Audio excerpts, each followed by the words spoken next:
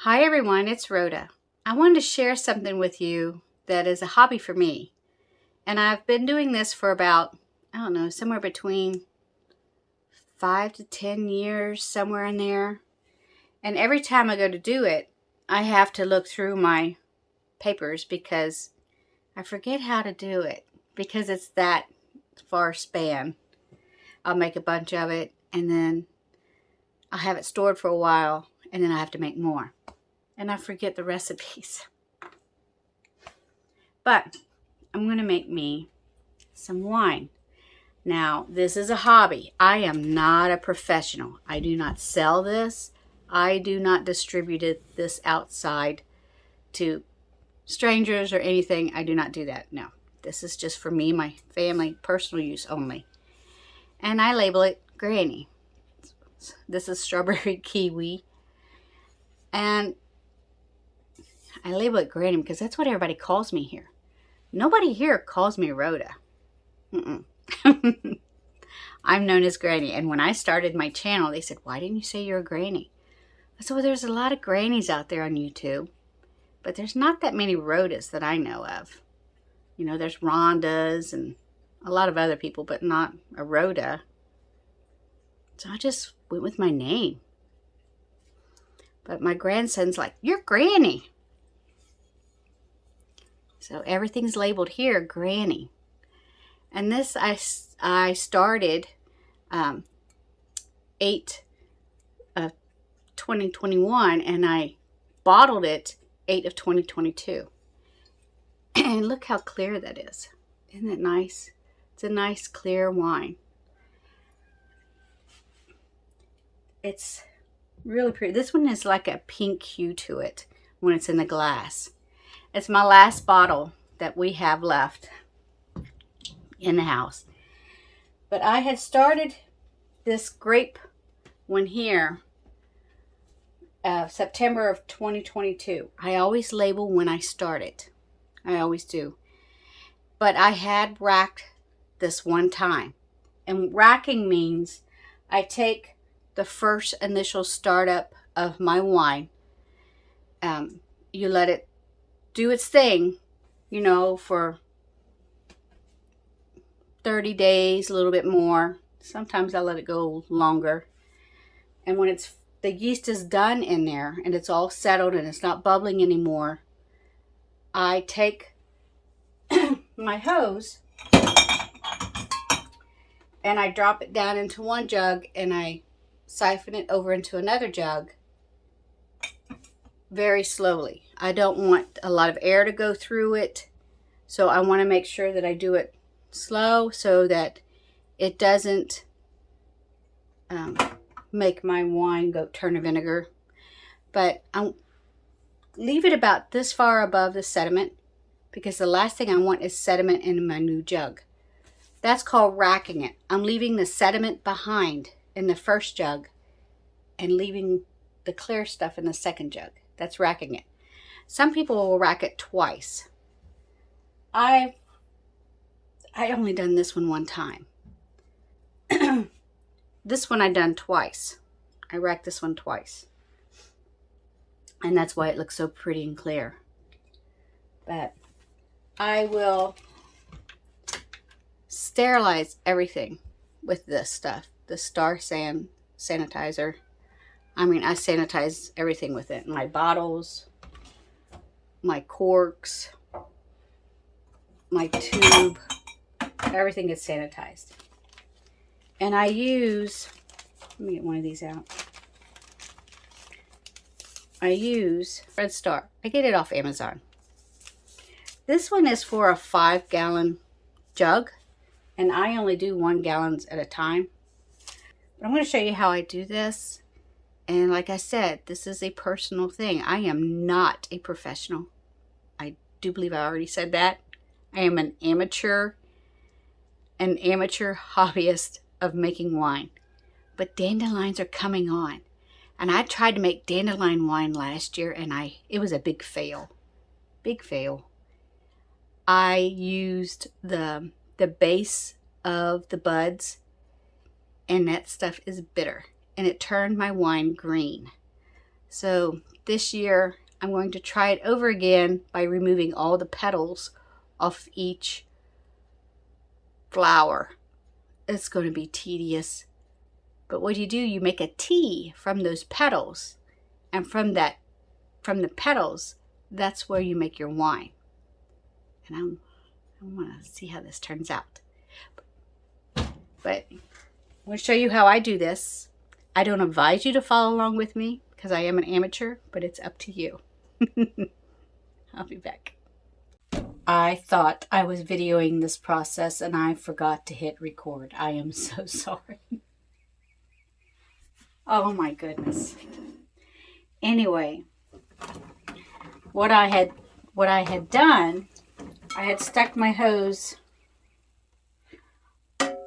in this side about just above the sediment, and you need this jug to be higher than your bottle. So I had my bottle stuck in the drain a little bit lower, and I started siphoning it, and I know I had to siphon it like this, but then I let the first little bit go down the drain, and then I stuck the rest in the bottle. And as I was doing that, then I was keeping my thumb close to it like this, switching the bottles out. It's better when you have two people helping you. It's hard with one person, but it can be done. I switched bottles. And what you do, you try to keep, there's sediment in the bottom of that. I don't know if you can see it. And then there's a film on the top. You don't want the film in it that's on the top, and you don't want the sediment in it that's on the bottom. You want to leave both of those in there. So you can see the sediment here. I don't know. Maybe there. Now you can see the sediment. See how I turn that? There's all that sediment on the bottom. That is the stuff you do not want in your wine. And you don't want that film on the top in your wine either. But that's the stuff that you leave behind. And I'm sorry that I didn't hit record on that. I thought for sure I already hit it. And I apologize for that. But I will show you how I cork the bottles. I have my corks in hot water. You just have to leave them in there just for a few minutes. I pushed them down in there and had them soaking just for a couple minutes. Just make them a little bit pliable. You know, not a long time. You don't want them to fall apart on you. And that is water. It has a little bit of the sanitizer in it. From what I read, it's okay. That sanitizer is actually okay if you get it. It is food safe. So, and it won't cause a different flavoring in your wine from what I'm told. This is what I use. It's a weird contraption. But I have to put my bottles on the floor in between my feet, set them between my feet, and use the upper body strength that I have to push down on the cork. It's a little comical in a way to see me do it, but this is what I have to do to cork my bottles, and I'll show you. This goes on the bottle. Your cork goes in here.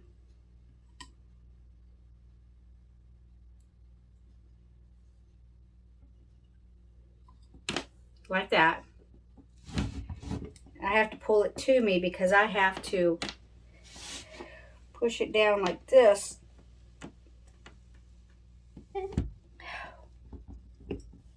to get that cork in here.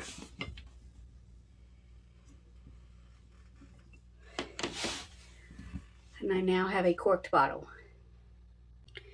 This sits on the bottle.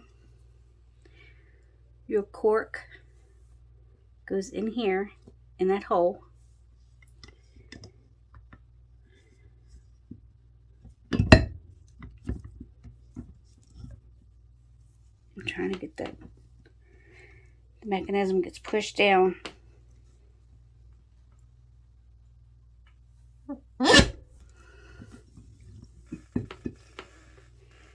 And your bottle's corked. That's how it's corked. After I bottle my wine, I label it. And because I didn't put as much sugar in this one was for me, I put less sugar at the bottom so I would know that this is the one I made for me. But I label it when the start date was, the date that I labeled. And this is how I store my wine. I lay it on the side because that way it keeps the cork wet, or the cork will dry out, because this is a cork. It's not the synthetic ones. But now I'll show you how I start a new batch for the next, so I can bottle it in the next few months. I can bottle it quicker than that, but I like to wait at least 60 days before I bottle it, because that way I make sure all the bubbles are out and I don't have to worry about blowing a cork. So I'll show you how I prepare my wine so it can ferment or do its magic. It's been a while since I bottled my wine. I bottled it on the 16th, and I think today is the 18th. I had to go get sugar and juice. And I'm going to show you how to make it in the bottle. It's the way my cousin did. She's passed away many, many years ago. But she would make her juice in the jug, in the container. But she would put a big old elastic, one of those ginormous balloons that you get, and she would put it over top of it. And which worked. It worked really well that way. You would poke a needle in the top of it, or a hole in the top of it with a needle, and when it expands, so it would let some air out slowly, and then it would collapse. When it was collapsed and was done bubbling, it was finished. I saw a YouTuber, and he did the same way she done her wine, and I thought, oh, my cousin Linda used to do it that way, and because I remember her doing it all the time. She had all kinds of flavors. But he left the cap on it. He didn't put a balloon on top. He had the cap just barely on it to where when you moved it, it bounced a little. But I'm going to show you how to do this. And you have to remove 16 ounces of this because you have to add sugar to it. And if you add sugar to it, well, it had this much juice in it, you're going to have a mess. And then also, when you add your yeast, it's going to foam a little. And you don't want all that stuff coming out onto your cabinet. So, follow along and I'll show you how to do this. Okay, I need to pour out 2 cups of juice out of here. That's 16 ounces. And I've got that mark here.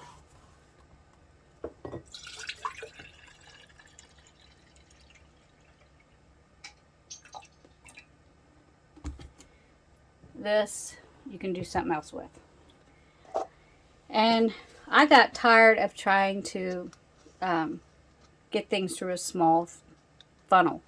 I bought my funnel and I cut the end of it off so I can put like small beans into, these jugs and stuff. So I cut the end off. But what you're going to do now is you're going to put, if you like your wine real sweet, you'll put 1.5 cups of sugar in here. I'm only going to put 1 cup. I have an 8-ounce jar of sugar, which is 1 cup. And I'm going to pour it into my container.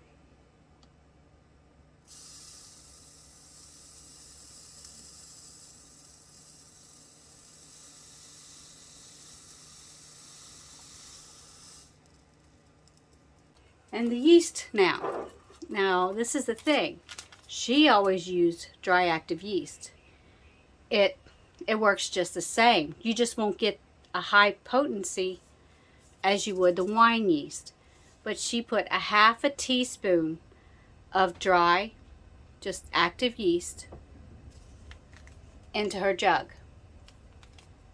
I'm going to put my wine yeast into it, 1/2 teaspoon. But you can use, you know, just regular bread yeast.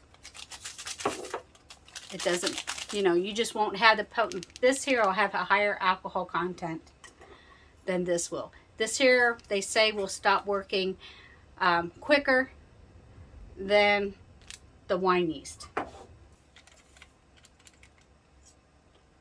Half a teaspoon. You put your lid back on. Make sure it's tight. And you shake it. And you just keep shaking it until the sugar is dissolved.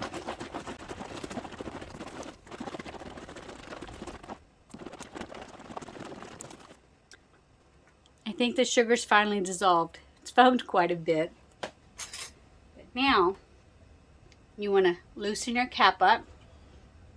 I'm going to show you. I'm going to show you this. You want your cap on it. Just barely on it. You don't want to screw it all the way down. You want it all the way, just barely, to where you can't pull it off. It's loose, and if I was to squeeze it, see, the air comes out of it. That's the way you want it. See, it went back down on me. That's too loose. Just barely.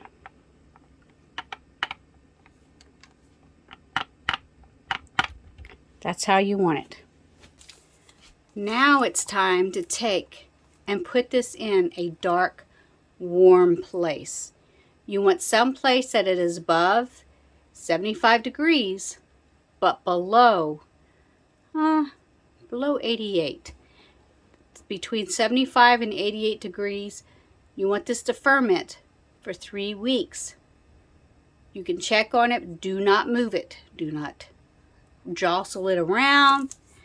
You leave it in that spot and you just eye it. You'll see bubbles starting to form, and it'll, you know, bubble, bubble, bubble. You'll know when it's finished when the top of it is still. It looks stale, like stale pop, or, you know, it's got like a slight coating on it, but not really. It's real still. There's no bubbles in it at all. If you have to use a flashlight to see if there's any fine bubbles, you will see the little fine bubbles coming up. I usually allow this to go for 30 days, no less. I mark on the jug the date. I will mark today, which is, what is today? March 19th? Today's 18th. Today's the 18th? Today's March 18th. So I will put on here March 18th started. And I will put this in my loft where it is nice and warm, and I will put a towel around it so it can stay dark. I won't put the towel over top the cap. I will put it around the bottom here and hold it on with like a rubber band right here, but I will make sure that this is free. You do not want that to be tight at all. If this happens to get tight and it has no air, if it can't breathe, you're going to have, it's going to blow. You don't want that. You want to make sure the air can escape the gases that are in there. So make sure that, you know, that's good. But anyway, that's how you do the jug. My carboy, I'm going to put me some apple juice in it and get it going. And I'll show you how to do that. But this is just an easy way of doing it. Very simple and very easy. And a lot of people can do it this way. And you don't have to have all the fancy equipment. And you still have a really good quality wine. If you like it really sweet, like I said, 1.5 cups sugar and 1/2 teaspoon of your yeast. I don't like it sweet, so I only put about 1 cup of sugar to my container. I thought I was filming this part and I didn't hit record. I put in 1.5 containers of my apple juice. So about 3/4 of a gallon is what I have in here. I put in almost maybe a 1 3/4 cup of sugar. And right now I'm going to put in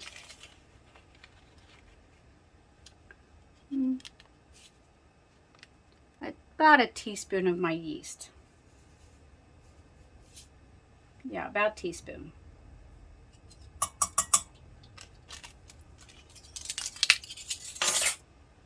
And I'm going to stir that together real good. Let me find something to stir it with.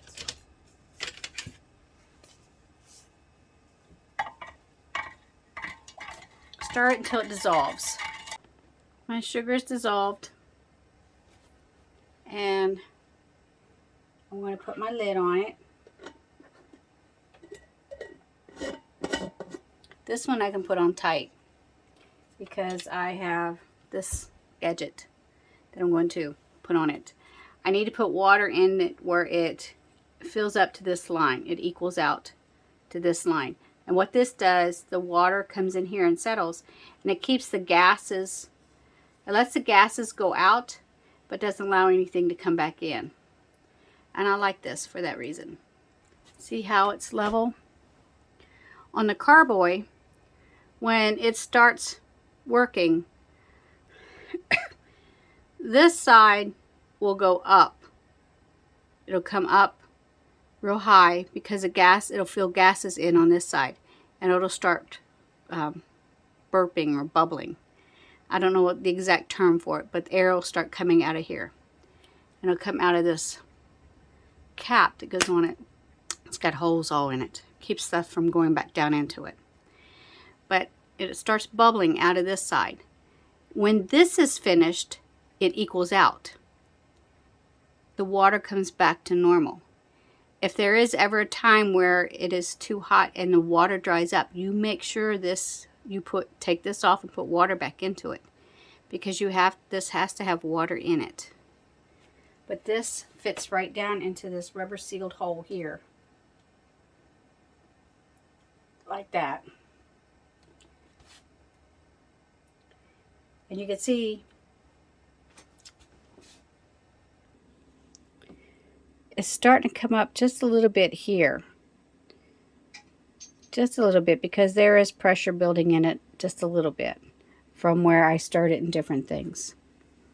But once that starts activating, that yeast starts activating, it'll start bubbling a lot. And this will raise up quite a bit to allow these gases to escape, and it'll start bubbling. And like I said, I don't know the exact term for that. But I will put a towel around this. This is how I do this. I put a towel around it like this to keep it dark. And I tie it off here. And I will put this in my loft to where it's dark and nothing can get to it, but I can see it here. Every now and then I'll peek to make sure it still looks okay, but I put the towel right back down on it. And again, 30 days. Sits for 30 days. I figured I'd show you what it does after the first night. It's starting to bubble. You can see the tiny bubbles, and at the top you can see the water levels changing on my carboy. The gases are building on the inside. But see the tiny bubbles going up it? And it's also working on my juice bottle. Look at all those bubbles. It's working really well on my juice bottle. Make sure the cap stays loose on the juice bottle, because the last thing you want is this thing to blow.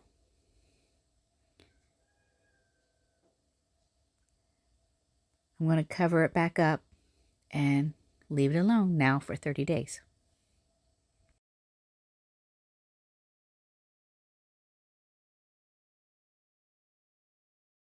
Then after this stuff is set for 30 days and everything is where it is done working, you can taste it. But if there is any bubbles in it at all and you decide to take a taste of that, be prepared to hit the toilet, because it's going to go right back out the way it came in. Not the way it came in, it's going to go a different route. And you're not going to like it. Warning you. So you want to make sure that it is all processed. No bubbles at all. It looks like stale coffee. And then you can go in there and slowly take out the good part of the wine. Sort of like the start of this video when I bottled my wine. But you can go ahead and drink this out of a jug. When this is done, you can go ahead and put this in the fridge, or you can just go ahead and start drinking it out of the jug, as long as you can pour it without getting the sediment in there very gently. Or you can put a hose in it and siphon it out like I did. So until next time, God bless you all, and I hope you all enjoyed this. This is just a little hobby for me, and my family seems to enjoy it. When the time comes and it's time for me to get this bottled, I'll start the video up again and I'll show you what it looks like. But it's going to be a month from now, so it's going to be a while. Until next time, God bless.